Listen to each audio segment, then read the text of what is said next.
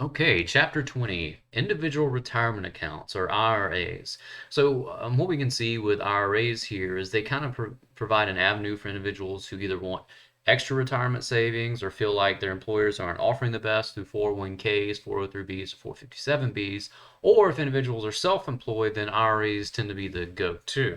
Okay, so a traditional retirement account, it's somewhat similar as a 401k until we get to the Roth options, but it's going to be separate. So we'll keep in mind those limits for 401ks. They don't also include what you're putting into an IRA. So it provides you a separate vehicle on top of your traditional kind of 401k plans to save.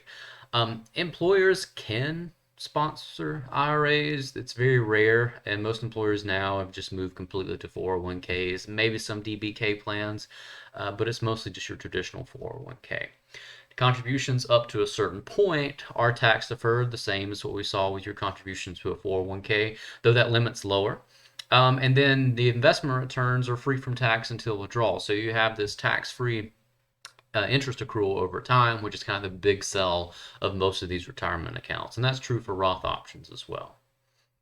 So when is it best to use an IRA? So go ahead and just say that this is a pretty good addition to any other retirement plan. And IRAs often allow individuals to kind of be a little more risky if they want to with their retirement investments. But outside of that, a couple of things that we want to talk about from the book here. If we want to shelter some compensation from tax, so if we think tax rates are higher now than they are in the future, then why not save or shelter our funds from that? Now, at this point in time, taxes are pretty low, but who knows what the future may hold. The client wants to do that as well, defer tax on the investment accrual, right? Because in IRA, again, we do have more choices when it comes to investments. And as I already mentioned, it's a good supplement, okay? Now, what would one get from an IRA? Same. Tax deductible contributions. Investment income is not taxed until you withdraw. And then you don't need an employer to offer an IRA. The only real limitations we'd see is with Roth IRAs, which we'll talk about in the future. Those have income limits. So you can make too much to do a traditional Roth IRA, but there are ways to get around that. Now, disadvantages. The income limits that I just mentioned, as of this year, it's $139,000 for Roth. So if you're an individual and you make more than $139,000, you can't do a Roth. It also starts scaling at around $120,000. So you're limited on your post-tax retirement. Early withdrawals are subject to a penalty, so you don't always have access to this money. Well, you have access to it, but obviously we see here that you're penalized if you withdraw earlier. And it cannot be established after age 70 with a couple of exceptions.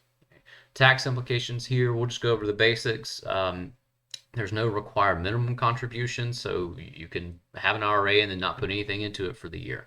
You can put the maximum $6,000 at the beginning of the year and you're good.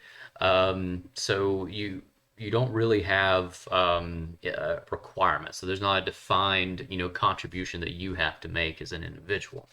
Now, something to mention here. So that $6,000 limit, it's either 6,000 or your yearly earnings. So for some reason you have no actual earnings for the year, no gross income for that year, you can't put anything into a Roth IRA. Okay, so a gift here would not be viable. Okay. Unearned income cannot be used to contribute, so we have some examples there. And there are spousal IRAs that double that limit if you have a non-working spouse, because the argument is, well, 6,000 is good enough for one person, but not two. So what if my spouse isn't working? They don't technically have any income, but they still have retirement needs. Now, some plan mechanics here we'll go through. We're talking about the investments and mostly just the difference between the investments.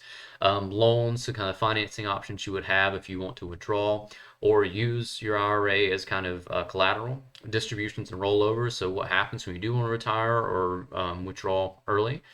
A little bit about employer sponsor IRAs, and then kind of a comparison to other standard retirement accounts. All right, so investments and loans. IRA contributions are not really tied to any one investment. There are limitations with 401ks and other 400 series retirement accounts. Not so with IRA. They're a little more open. They're an individual retirement account. The individual who opens it bears most of that risk, so they have more choice. Participants can select more than one IRA sponsor. You can often easily roll an IRA from one vendor to the next. So if you start with Fidelity, you don't have to end with Fidelity. You can roll it over to another account with usually not much hassle. Um, Rollovers are limited, however, to once per year. So it's not difficult, but you can't do it consistently, or at least not once per year. Investments cannot be collectibles, and then they can't be life insurance contracts. And if you've had me for an introduction course for risk management, you know that life insurance is. You should not see that as an investment. It's an insurance contract, even though it might be sold as an investment. It's not. It's not a good one. Loans are not permitted per se. So you can withdraw from an IRA, and you can withdraw interest free for up to 60 days. So if you have 10 grand in your IRA and you need 5 grand, for some huge expense, and you're not going to have the money for 60 days, you can withdraw. And as long as you put the 5 grand back in within 60 days, no harm, no foul. Okay, so that's something that's unique. 401ks are rarely going to offer something like that, though they do have hardship withdrawals.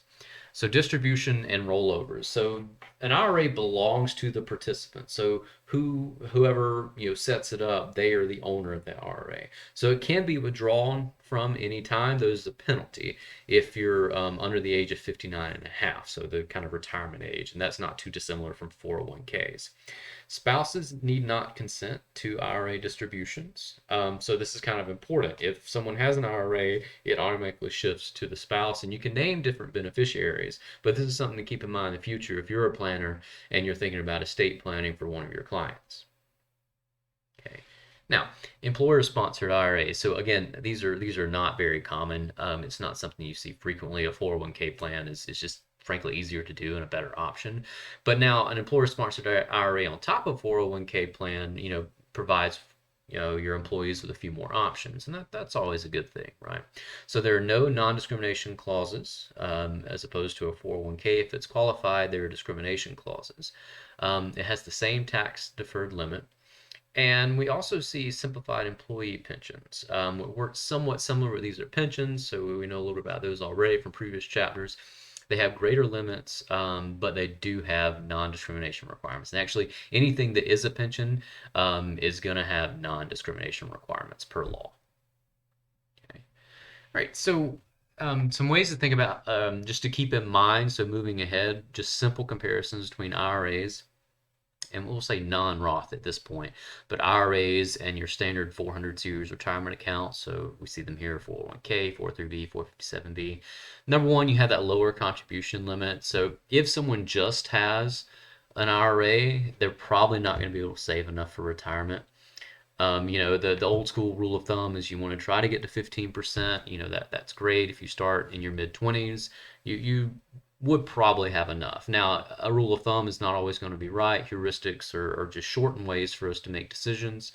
But that being said, just an IRA is rarely going to be enough for any one individual. So it should be done in addendum. Now, this does bring up some problems when we have someone who's self-employed, right? So that's something we have to keep in the back of our mind. There's no matching whatsoever. Even with employer-sponsored IRAs, I've not experienced or seen many employers who will match with an IRA. They'll match with a 401k, but matching with an employer-sponsored IRA is pretty rare. And again, we don't see them that frequently anyway. But you do get more choice in vendors and investments. Okay, you could put it all in one stock if you wanted to, and there usually aren't very many limitations. If you feel like there's limitations, then you can switch to another vendor. Okay.